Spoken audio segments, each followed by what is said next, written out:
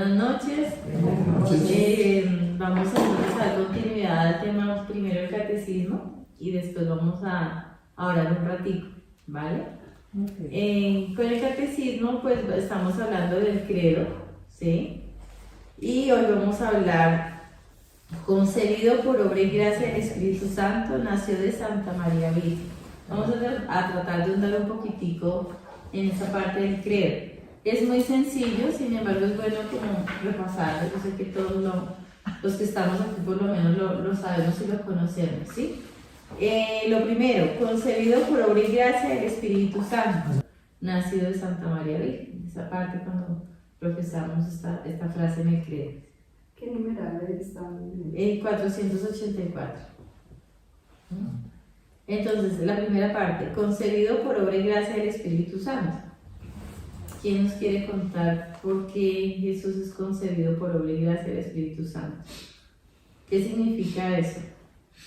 Que pues él no fue engendrado normalmente, sino por obra y gracia porque Dios mandó el Espíritu Santo para pues hacerle la anunciación y Dios pues le encarnó en María al Hijo. Pues sin tener relación humana entre papá y mamá. Exactamente, eso es lo que nos dice el catecismo, ¿no? O sea, Dios, Hijo, por ser Dios, tenía que nacer en perfección. Y para nacer en perfección, pues no podía, digamos, que ir a través de la fecundación de un hombre, sino es directamente de Dios Espíritu Santo, porque es Dios, ¿no? Es la divinidad. Ya se humilla siendo hombre, ¿sí?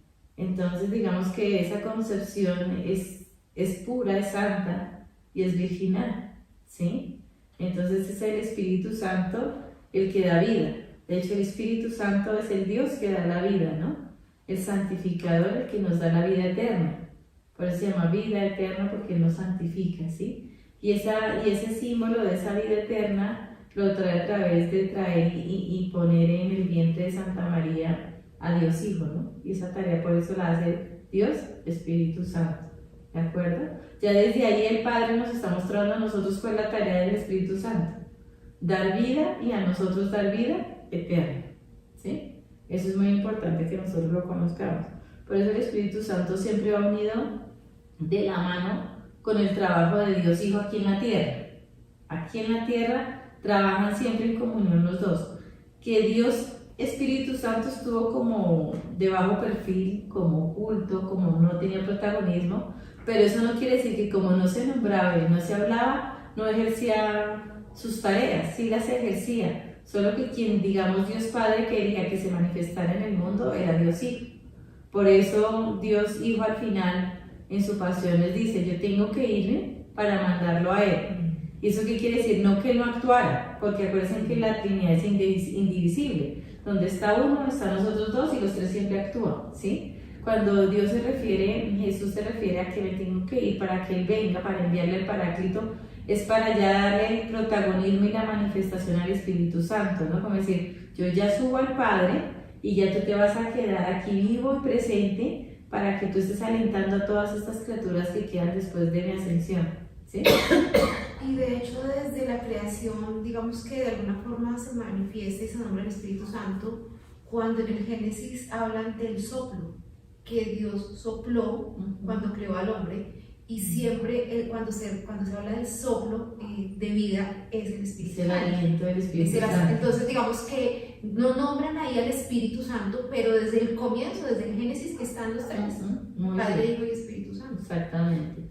También decimos en el credo que nacido de María Virgen, ¿cierto? Entonces, María es predestinada, y esa palabra nos genera a veces muchas contradicciones en la fe y nos cuestionan mucho, ¿no? La palabra predestinada, ¿no? Entonces, digamos que si Dios nació de una mujer pura, sin mancha de pecado, obviamente ella es concebida sin pecado original. Es decir, que en el vientre de su mamá Ana, ¿cierto?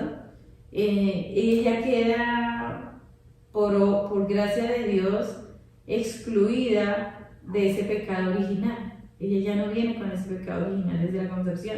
¿Por qué? Porque Dios lo quiso así y porque Dios todo lo puede y Dios es el dueño de todo, así de sencillo, ¿no? Nosotros a veces con la razón no entendemos cosas y a veces nos enredamos tratando de analizar y entender tanto, ¿de acuerdo? Entonces, hablando un poquito de la predestinación de María, María nace sin pecado original porque el plan de Dios era escoger a María desde el principio. Y desde el principio estamos hablando desde que creó a Eva, ¿sí? Porque Eva, a pesar de la desobediencia que tuvo, imagínense la bondad de Dios, ¿no? O sea, Eva, a pesar de la desobediencia que tuvo, Dios Padre le promete a Eva que ella va a ser la primera mujer, pero que después de ella, por su descendencia, va a venir una mujer que va a ser la gran mujer y la madre de Dios. Y eso no se entendía, ¿no? En ese momento no se entendía, en el Antiguo Testamento se entendía y solo se entendió cuando ya llegó la encarnación de Jesús, ¿sí? Antes no se entendía, como si que la madre de Dios, ¿qué es eso? Imposible entenderlo, ¿verdad?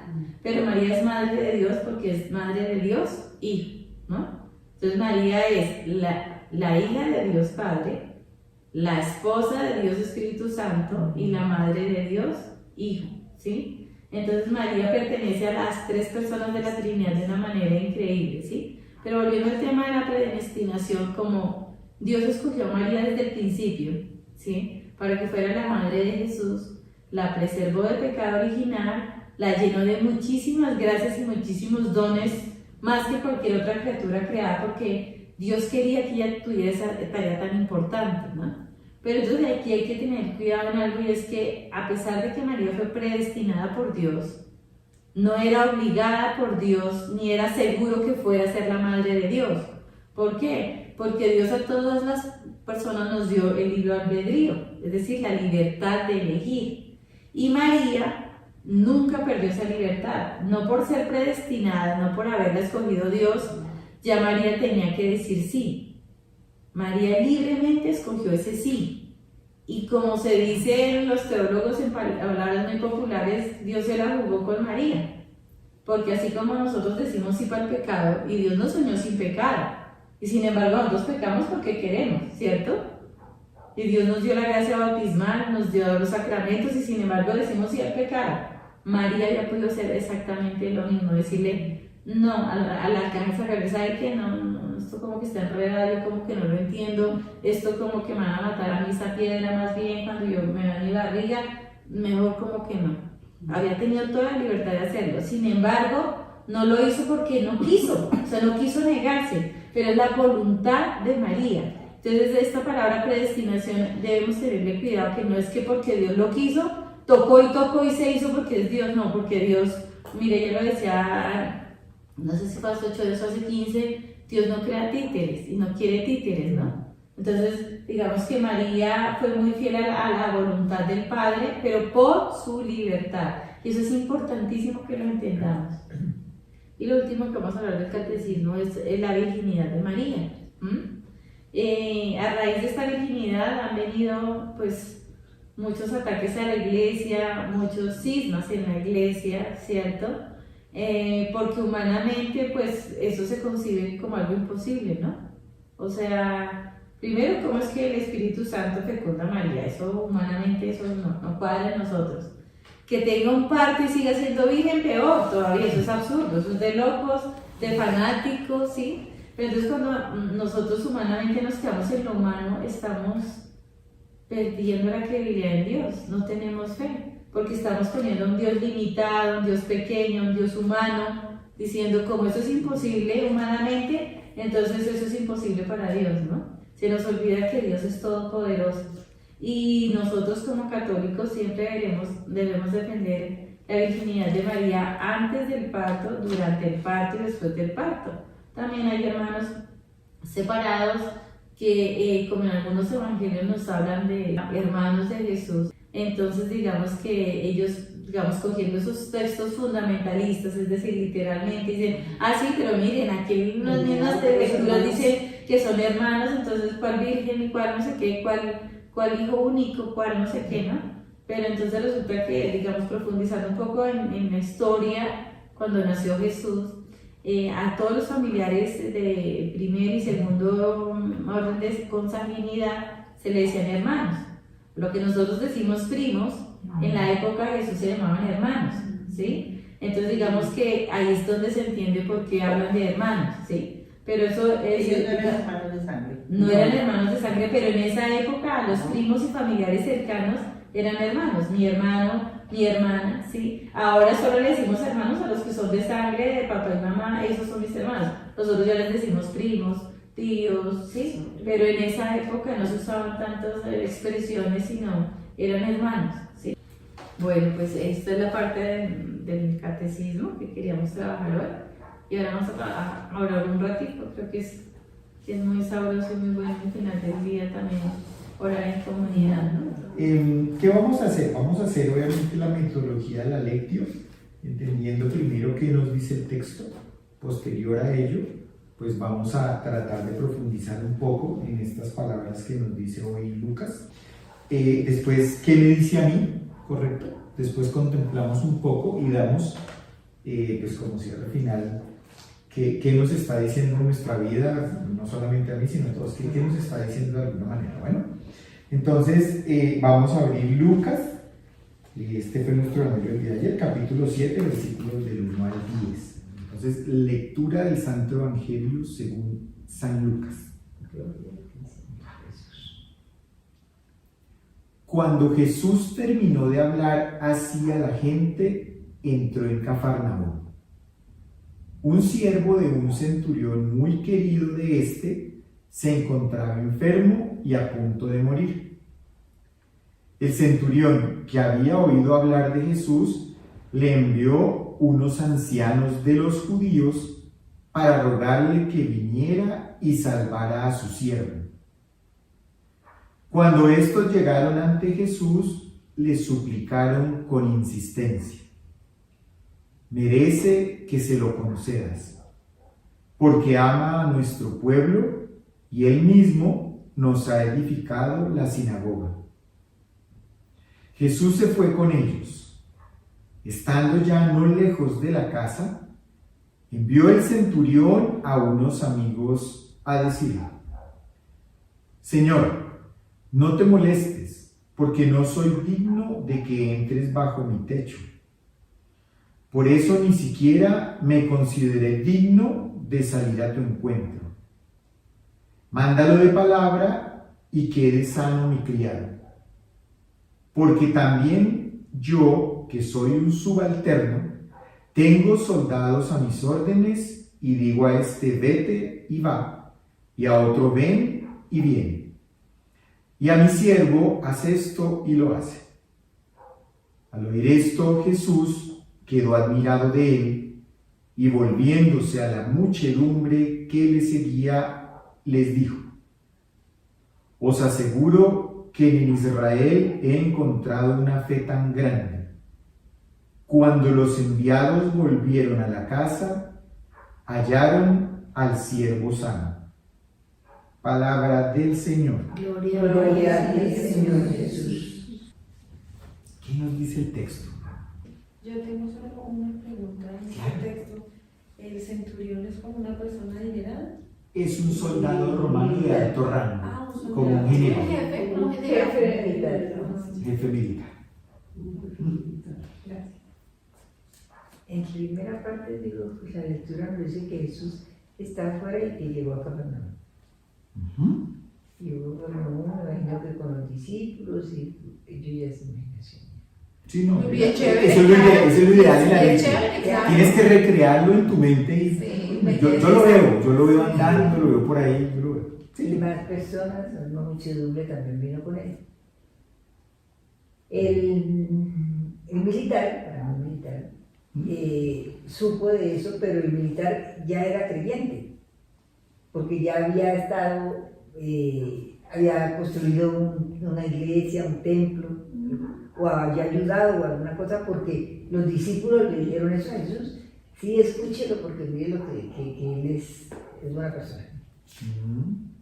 ¿Qué más dice la lectura? Y además de eso, que tiene una fe tiene una confianza mucho en Dios porque le dice, yo no es necesario que venga, es mucho para mí que venga hasta mi casa. Usted tiene el poder suficiente, y lo creo, de que nada más le diga y ya quedó sano. Porque así como yo puedo hacer, como él tiene la facultad de poder mandar a su gente, que a sus subalternos que tendrá, pues Jesús también, si manda a alguno de ellos, pues le dirá, lo sana. Pero Jesús está oyendo y está mirando y está analizando, que yo lo veo así. Y pues él dice, no, pues este es un tipo bueno. Entonces sí, listo. O sea, ¿no? Y cuando no fue hasta allá, sino que simplemente desde ahí lo sanó. Y el señor, pues el militar se puso muy contento, pues se dio cuenta de que Dios... Y la gente seguía también, pues eso creo yo y lo veo, aumentaba más como como la admiración y como el deseo de seguir a Jesús, porque era una persona poderosa, pues hacía milagros y podía salvar y todo eso. Entonces, pero él, mire que sí estaba mirando el corazón, porque miraba el corazón del militar que estaba diciéndolo con toda la credibilidad del caso, si usted sí puede salvar. Y nosotros pues también seguirían, pero... Sí, porque en la lectura él mismo manifiesta, wow, miren la fe de este hombre. Él lo manifiesta. Seguridad. ¿Qué más? Alguien que tenga otra idea que nos dice la lectura? Es que lo dijo todo. Sí, eso La- fue el resumen, no lo recreó Ah, todo. verdad. Ya nos dijo todo lo que hizo La radio completa. que él no había encontrado en ningún otro lugar tanta fe como en ese lugar. Sí. Entonces, ¿qué más? ¿Qué más nos dice, pero ya con una esencia más profunda? ¿Qué nos está diciendo la lectura a cada uno de nosotros? Una palabra tuya bastará para sanar. Una palabra tuya bastará para sanarme, correcto. ¿Qué más hay por ahí? Digamos la primera parte, fíjense en ese pedacito. Cuando Jesús terminó de hablar a la gente, entró en Cafarnaúm. Un siervo de un centurión muy querido se encontraba enfermo, a punto de morir. De ahí para abajo, o sea, todo eso que nos dice, más profundo. Fíjense que aquí hay una situación de petición por alguien que es siervo mío, ¿no? Es un siervo mío, Una persona así. entonces es una persona que está bajo mis órdenes. Puedo tener más siervos, puedo tenerlos, pero es un siervo muy querido y está a punto de morir. El centurión ve claramente lo que es Jesús, ¿no? Él ve claramente, él está a punto de morir. Y el centurión se fija en quién, en Jesús, en Jesús. Como decía Melvita, puede que ya lo conocí, y obviamente de alguna manera debe haber escuchado de él. A mí que me llama la atención, lo increíble es ni siquiera tienes necesidad de ir. Porque ¿qué pasa? Yo puedo ser en ese momento creyente, ¿sí? Pero yo digo, no, pero es que quiero que me echen el aceitico de la sanación y que me echen el agua bendita. O que me pongan las manos. Que me pongan las manos, pero poco seguramente creo en la oración de intercesión. Entonces, el hecho de ser creyente no significa que yo puedo ser creyente, pero puedo necesitar ver las cosas. En cambio, no necesitaba, decía, no, tú no tienes necesidad de ir allá. Dice, yo puedo decir, sí, yo creo, pero yo no sé si la unción funciona en mí, por decir algo. Pero creo que eso no quiere decir que porque diga creo es que ya mi fe está en el último crudito y no necesito hacer nada más, ¿no? En cambio, la de él era increíble, porque por eso Jesús dijo, ni en Israel encontrado. Eso es clave también. Fíjate que aquí en la lectura, espérate, Nelvita, espérate, acabamos leyendo. Aquí mira que la palabra clave de digno, la palabra clave de digno y de que sea un centurión romano te hace intuir que él no es seguidor de Cristo casi nunca, solamente cuando lo reconoce a través de sus acciones y del hablar con los ancianos y del hablar con los demás. Por eso el Señor manifiesta, oiga, yo no he visto una fe tan grande en Israel, porque Él, como puede hacer el Señor con muchos, muy probablemente tiene una conversión hacia el entenderlo a Él como Dios muy rápida. Y así nos pasa en el catolicismo a nosotros, ¿no? Podemos decir que somos somos católicos, pero otro puede tener más fe que nosotros. Claro. Así está Pues, pasando. Exacto. En mi opinión, el decir usted sí lo puede sanar, estando lejos, eso es mucho. O sea, eso dista en muchos pasajes de la Biblia, en los milagros que él tiene. Pues, Fresco, usted no tiene que venir. Usted lo dice y las cosas se hacen. Es que Eso creo es que mucho. en ninguna otra parte, no sé si No estoy lo hay. equivocada, en ninguna otra parte dice solamente con tu palabra. Todos los demás te llevaban los enfermos, Todos los demás te médicos tocaban con el la hora de su brazo, manto. todo era a Sí, través. por la otra también, porque cuando le dijo solamente con que toque su esto, eso también es. Sí, pero fíjate que él ni Pero siquiera que lo no- toque, su palabra allá a lo lejos va a sanar el cielo. Claro, o sea, Está es que viendo. creo que en Sí, ninguna está otra parte viendo. de la Biblia hay No una hay. parte donde hay una persona que diga solamente con la palabra. Ni Marta, porque Marta le dijo, si usted hubiera estado hubiera estado acá, acá, no se mi hubiera hermano muerto. no Sí, se hubiera señora, muerto. exactamente. Ni siquiera Marta, que era La amiga, pandemia. era de, ni siquiera ella creía en el poder de la palabra, amiga, tienes razón. Pero fíjense, vuelvo otra vez a lo de Pilar. Yo los envío a ellos y después él viene caminando y ahí envía a otro personaje. O sea, el centurión como que se vino para acá. Él lo envía a decirle, tranquilo, desde allá usted lo puede curar. ¿Por qué? Porque yo no soy digno de ser en casa. Porque yo no soy digno. Yo no soy. practicaba la Mira, religión. ¿qué reconoce él? Entonces, ¿qué reconoce? Que no practicaba la religión, digamos, no era seguidor de Jesús. Puede ser. Puede ser, sí, no practicaba la religión, no era seguidor de Jesús. Que Él es más poderoso que todos y que no soy nadie para que Él esté conmigo. Ujú. Perfecto, o sea, yo soy así. Usted no soy nadie. Eso está, ¿qué más? O sea, yo reconozco, termino diciendo la palabra que a veces suena duro, yo reconozco mi miseria frente a Dios. Y reconocer mi miseria, ¿qué es? Saber que soy pecador, reconocer que soy pecador. Y que eso lo decimos. O sea, que eso básicamente lo decimos porque somos pecadores. ¿Cómo lo hace? O sea, pues este texto es tan rico en el sentido de esa capacidad de este señor que tiene un rango así y que todos lo miran, cuidado, viene el centurión. Ahí hay otra palabra obviamente que lo caracteriza. ¿Él es qué? Romano, pecador, lo reconoce, se lo dice a muchos, no, es que yo soy pecador, porque si es que yo no soy digno. Pero se necesita de mucha humildad que una persona con tanto poder se reconozca indigno frente a otro, ¿no? Cuando él tiene tanto poder, es como si fuera un general de la república. Y decir, no Los sabe. que con un dedo mueve un montón de hombres y hacen lo que él dice. Imagínense la vanidad o el ego, la soberbia que puede habitar una persona así, ¿no? Con tanto poder, con tanto Sí, prestigio. pero también pienso que es inteligente, porque bueno, listo, yo tengo tanto poder, pero un poder acá, que yo lo puedo hacer, pero ya una cosa ya de fuerza mayor, como es levantar a un enfermo, dar una sanación, ya eso me mete, pues ya saben que él no lo puede hacer por todo el poder del mundo que tenga. Si él ve en Jesús esa sanación real para su siervo, que repito, es un siervo que para él pueden haber muchos más, pero eso es otra cosa importante, le interesa el ser humano. Él puede morir y decir, bueno, tráigame otro siervo. Le interesa en extremo el ser humano, quiere servirle y que dice, Señor, ven y a través de mi intercesión, sánalo a él, no me importa a mí, y además de eso, ni siquiera vengas, porque más allá de que yo sé que tú lo puedes hacer, si tú vienes me da pena, a mí me da vergüenza porque soy un pecador y no te sigo, no soy religioso, no voy a la sinagoga.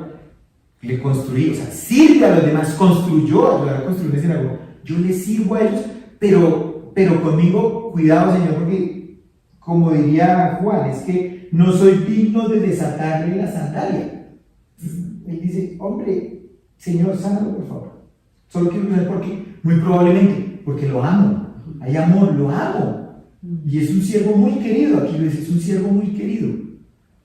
Está tan lleno de lo que es el reino de Dios esta película. Mira que algo que reflexiono con eso que tú dices es, pues trayéndolo a nosotros. Él se veía que era una persona buena, Primero porque, o sea, quería una persona que era servidor suyo. Y en ese tiempo había mucha soberbia. En los romanos había mucha soberbia. Entonces, que yo me preocupe por un servidor mío, por un esclavo mío, eso no. No Eso era es usual. de un buen corazón. No era usual. Uno, dos, le ayudó a construir la sinagoga a estas personas. Era una persona buena, pero se reconoce pecador. Entonces, eso es muy importante que nosotros analicemos. ¿Por qué? Porque nosotros decimos, pero yo soy buena, pero yo no le hago daño a nadie, yo no me meto con nadie, yo no robo, yo no mato, yo no digo mentiras. Entonces, yo creo que esos son de los engaños espirituales o las cosas que el enemigo, digamos, que nos ataca, el maligno, diciendo, tranquila, que, o sea, tú no eres mala, tú no le haces daño a nadie, ¿sí? Pero eso no es humildad, porque mire, él era bueno, por eso que nos dicen, él era bueno, quería, pero de todos modos, en humildad decía, soy pecador. Es diferente. Claro, no es solamente pedirle al Señor y decirle, Él es mi siervo y me quedo en silencio, estoy haciendo oración de intercesión. Pero no es solamente eso, sino decir, Señor, este humilde servidor, yo simplemente te pide, sabiendo que es un gran pecador, que sanes a esta persona a quien amo. Ahí hay amor total, en mi opinión hay amor total. Además, el Señor lo reconoce tanto que Él le dice, no he visto fe tan grande en Israel. Él está en Cafarnaúm. Entonces, es decir, aquí en el territorio por donde yo he andado, no he encontrado nada como este Señor, que ni siquiera viene a los ojos porque le da pena y viene a decirme eso. Ahí es donde es muy importante lo que dice Adrianita. Ahora, ¿quién se reconoce pecador frente a otros? Porque esto lo tuvo que haber. Se lo dijo a otro que fue a pedirle al Señor. Le dice, Señor, es que no, Él está diciendo que no es digno. O sea, que Él es un pecador, todo el mundo escuchando. O sea, ¿quién en este momento obviamente puede llegar a hacerlo? Es decir, Señor, yo te pido por él y te lo pide un pecador. O sea, soy miseria, pero te lo pido porque es él y lo amo. Es servicio total. Es que yo digo, esta pericopa, el reino de Dios está aquí condensado. ¿Qué es lo que se debe hacer? Soy humilde, sirvo, y sirvo desde donde esté. General, un gran rango, sirvo desde donde esté. Y además de eso sé que soy pecador, lo reconozco. Y lo reconozco y muy probablemente el Señor me escucha. El Señor lo escuchó. Oigan, mire, así, en mi opinión, así se hace. Tomémonos unos minutos para escuchar a Dios con este evangelio y qué nos dice el Señor a nosotros con nombre propio y a qué nos llama a cambiar, ¿no? O sea, sacarle como el fruto a esta oración es ya a nivel muy personal, ¿no? Y tomarnos unos minutos para eso, me parece importantísimo. El que desee compartirlo, lo comparte en el sentido de qué me dice el Señor a mí, qué debo hacer, a qué debo prestar atención, cómo lo sigo de esa manera, cómo hago esa búsqueda sabiendo que Él a lo lejos puede actuar y sabiendo que puedo ayudar a los otros.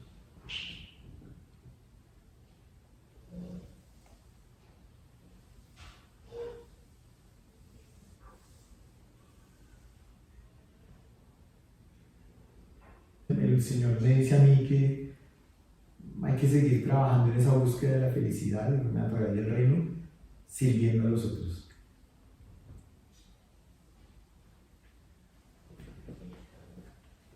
A mí me dice el texto que a pesar de yo tener conciencia que soy una pecadora, imperfecta, infiel, farisea, llena de ganas de santidad, pero por un camino que me espera todavía tan largo para llegar a ser santa, el Señor me escucha y me ama como soy y escucha mis súplicas a pesar de lo que soy, pero también me alienta a seguir tratando de que sea mejor cada día, ¿no? A los ojos de Él. Es decir, no me puedo volver conchuda con mi pecado, que yo sé que el Señor me escucha, que me ama, pero eso no me hace ser cínica frente a decir, como me escucha y me ama, me quedo así. No, a mí me mueve a tener más exigencia, autoexigencia conmigo misma para seguir caminando, y yo me siento muy agradecida con Dios por amarme como soy, por la paciencia que me tiene, y este texto me lleva a servir y a descubrir el amor sirviendo. Bueno, yo me pongo en el lado del centurión. Y Dios, pienso que yo sé quién es Dios. Y si estoy pegada a él, entonces ya sé que voy a tener muy buena respuesta. Sea la que sea, y él, y más lo que dice ahora de ahorita. Él siempre está en todas las situaciones y siempre nos está diciendo, de mí depende mirar lo que él me quiere decir, que siempre va a ser bueno porque nunca voy a esperar nada malo de él. Si yo estoy respondiendo a esa, digamos, como a esa instrucción o a ese plan o a esa meta que él me dice, donde yo siempre le voy a decir, tú todo lo puedes, o pienso lo que yo digo, pues de acuerdo con él, tú todo lo puedes, y aunque yo ni sea la gran maravilla, ni merezca nada, tú estás ahí y yo tengo un asidero en ti. Lo que me dice. A mí se me invita a que definitivamente debo luchar por aumentar mi fe. Pues lo que yo veo en la lectura es el amor que podemos tener al prójimo, el amor que Dios tanto nos pide que tengamos y verlo en las escrituras en una época donde no tenían lo que nosotros tenemos hoy en día, ¿no? Que tenemos la Biblia, donde nos está diciendo qué debemos hacer, cuál es el camino. Y ver que este Señor con tanto poder y como con una coraza en su corazón, porque unas personas, los militares de hecho, son personas fuertes, son personas duras, cumplen una norma, una ley y acomodan lugar. Entonces, pues como entender que estas personas también tenían como ese sentimiento, o él tenía ese sentimiento por el prójimo, por la gente que le sirve, por su misma comunidad.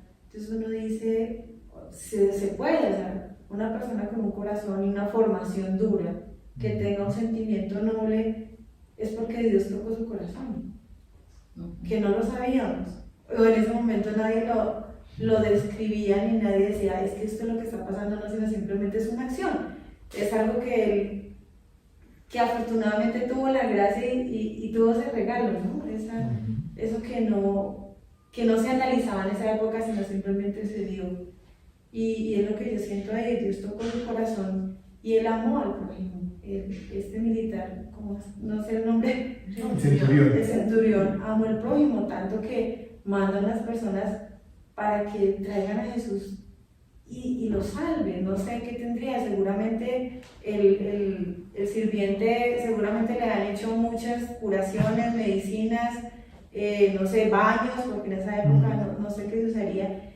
Y él dijo, Dios tocó su corazón y le dijo, la última alternativa es, escuché que una persona que viene de parte de Dios tiene su poder, llámenlo. Pero entonces es eso, es lo que yo veo, es ese amor, el amor, realmente, el amor de pedir por otra persona, o sea, no pidió por él, no pidió porque estoy necesitando salud o porque estoy necesitando que me salga bien una logística de una guerra, no, pidió por esa persona que le sirve, porque ni siquiera era un familiar, no era su mamá, era un sirviente. Entonces es lo que yo veo, el amor. ¿Y qué me dice Dios? Que siento que nosotros podemos orar por todas las personas, o sea, no solo orar por mi mamá, sino orar por las personas que lo necesitan realmente. Los que le sirven. Porque más que por mí mismo, yo sé que si yo hago el bien a esas personas, si deseo lo mejor, si oro por esas personas, de hecho, todo se revierte. Todo lo bonito y lo bueno que uno tenga para los demás, en uno es frutos, yo creo que infinitos. Pues vamos a pedirle al Señor y pues a darle gracias por este momento y porque de alguna manera pues seamos nosotros también personas que traten de imitar por lo menos al centurión, sabiendo que somos pecadores. Entonces te damos gracias, Señor, por este momento, porque tú estás acá, porque nos permites conversar contigo en toda esta reunión que tenemos, en cada uno de lo que opinamos.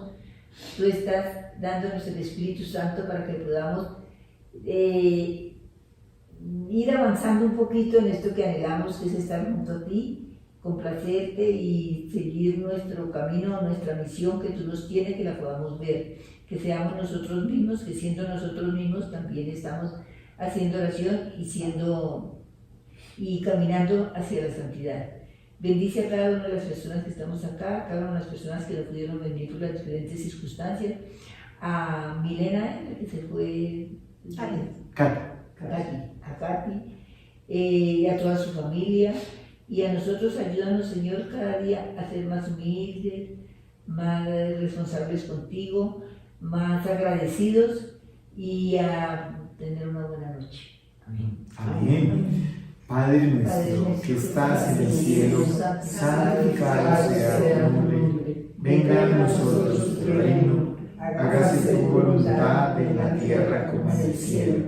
Danos hoy nuestro pan de cada día. Perdona nuestras ofensas, como también nosotros perdonamos a los que nos ofenden. No nos dejes caer en tentación y líbranos del mal.